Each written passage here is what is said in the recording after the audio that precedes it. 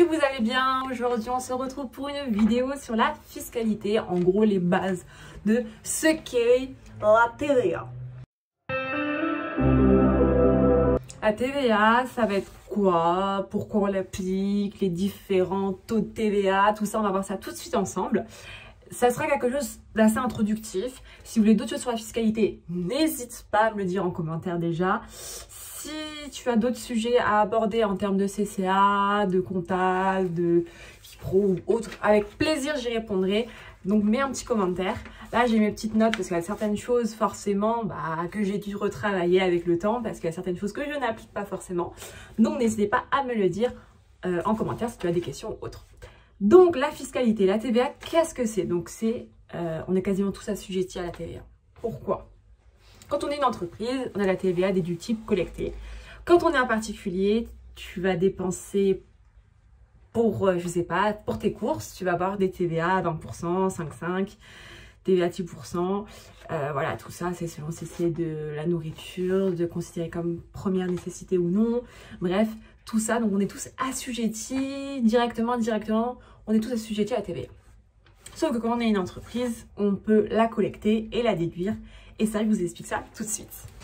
Lorsqu'on va faire en fait une vente, on va collecter de la TVA pour reverser plus tard à l'État, forcément. Hein, la célèbre CA3, CA12, je n'y reviendrai pas dessus, c'est un peu touchy, un peu compliqué. Mais lorsqu'on réalise une vente, on doit reverser de la TVA à l'État. Et donc l'entreprise, forcément, c'est pour ça qu'on va souvent hors taxe, TTC. Pour l'entreprise, c'est plus simple pour sa compta.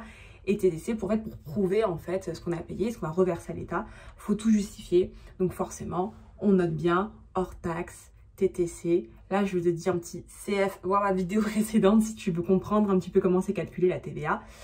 Et on retrouve la TVA déductible. En fait, c'est lors d'un achat. En gros, et donc si l'entreprise achète, elle va devoir se déduire de la TVA. Et si elle en collecte, elle va devoir donc la reverser à l'État. C'est pour ça qu'on peut aussi collecter et déduire et faire la différence des deux. Et soit on va reverser à l'État, soit l'État va nous faire un remboursement. En fait, si on a plus de TVA déductible que de TVA collectée. Il y a des entreprises qui alors c'est rare les entreprises qui ne font que des achats, mais il y en a beaucoup qui ont beaucoup plus peut-être acheté que déduire. C'est possible. Et pour pas les mettre dans la panade, généralement, il y a des reversions de TVA ou ce genre de choses. Maintenant, il existe différents taux possibles. Alors là, je vais parler sur le domaine, en métropole. Je sais qu'il existe d'autres taux qui sont applicables. Encore, c'est en dom-tom. Là, on va partir sur le principe qu'on est en métropole. Le premier taux, le fameux 5,5. Alors, il n'est pas forcément très connu. Hein. Le plus célèbre, c'est le 20% que je vous parlerai à la fin. Le 5,5, c'est pour souvent l'alimentation, les éléments un peu de première nécessité en fait. Ça peut vous aider pour vous retenir ça. Donc, première nécessité. Donc c'est pas mal à connaître quand même. Le deuxième, c'est le taux intermédiaire. Il est à 10%. Là, on est plus tout ce qui va être restauration, vente de produits alimentaires. En fait, les autres produits alimentaires, en fait, généralement, c'est à 10%. Par exemple, après, il y a d'autres produits qui sont à 10%, hein, mais en majorité, quand même, c'est tout ce qui tourne autour des premières nécessités, produits alimentaires, tout ça qui sont quand même ultra importants. Et ensuite, on va avoir le taux donc à 20%, c'est en gros tout le reste.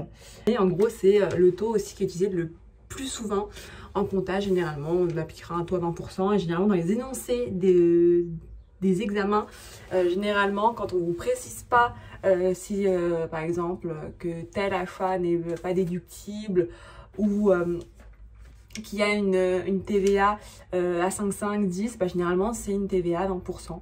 Donc, pour ça, généralement, faites attention aux énoncés. C'est un peu le petit tips que je vais pouvoir vous donner par rapport à ça. C'est lisez bien vos énoncés parce que parfois, on ne vous précise pas. Donc, c'est du 20%. Parfois, il faut bien lire. Parfois, on vous dit il n'y a pas de TVA applicable. Voilà, parce qu'il y a des situations, par exemple, tout ce qui va être scolaire, par exemple, tout ce qui va être éducation. Normalement, ce n'est pas soumis à TVA. Tous les actes médicaux ne sont pas soumis à TVA. Qu'est-ce qu'il y a d'autre qui ne sont pas soumis à TVA? Normalement, les assurances et réassurances ne sont pas soumises à TVA. Donc il y a plein de choses comme ça qui ne sont pas soumises à la TVA, alors pour des raisons ou des choses un peu différentes. Par exemple, parfois on paye déjà d'autres impôts ou d'autres choses comme ça, ou par aisance. Forcément, ça peut pas être voilà, un acte de premier secours. Voilà, il peut pas être... on peut pas se faire de l'argent sur la santé. Je pense qu'il y a un peu cette logique-là. Donc c'est pour ça qu'il n'y a pas de TVA. Après, il y a plein d'autres choses à connaître. Là, je ne peux pas forcément tout vous donner. Mais là, c'est juste le b.a.-ba à savoir.